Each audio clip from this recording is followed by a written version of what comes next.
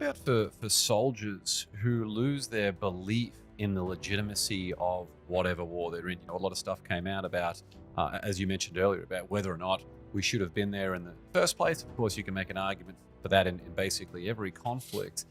If someone loses their self-belief and their purpose of the mission in the first place, how damaging is that in terms of their survival instincts and how just their mindset of going into combat?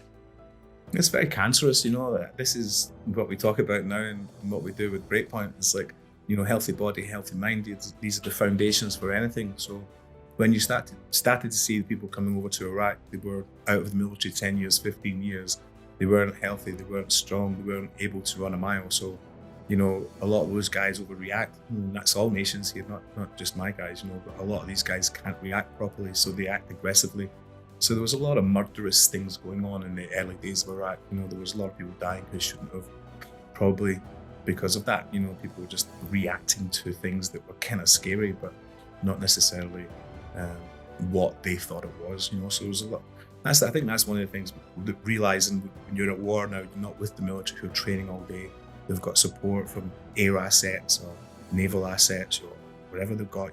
We don't have that anymore. We're with French Foreign Legion guys, you're with guys from the Marines, guys from the Parachute Regiment, guys from Delta Force, guys from SAS, guys from SBS, guys from Navy SEALs. They were just all collectively sort of in one AOR, like one area of responsibility. We all shared it. So yeah, it was the most interesting thing I've ever done, for sure. I loved it. I loved my time in Iraq. To say that I joined the Marines at 16 looking to be a warrior, and when I left the Marines, I didn't feel like I had done enough. And then 5 years in Iraq, I was like, all right, you know what? I think I've earned my boots to be hung up. I've done 5 years in the theatre of war. I was quite happy to go back to the boxing gym and be humble. Yeah. How is the camaraderie between all the special forces units that you just mentioned there? Yeah, I think, because we were all private company operators, so working with guys from Delta Force was great honour. They're great soldiers, great people. Same as the SEALs that I had a chance to work with, the SBS lads, and SAS lads.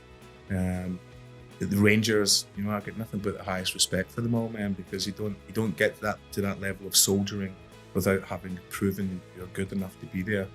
So yeah, there's a big camaraderie, but throughout the world of the coalition, you don't have to prove yourself to be anything. You just are, and your character's well received. It doesn't matter what special forces you are, you'll get characters who are unlikable. Wherever you are, you'll get a character who's just unlikable, but maybe he's good at his job, that you let him get away with it. Yeah, it makes up for it somewhere else. Yeah, for sure.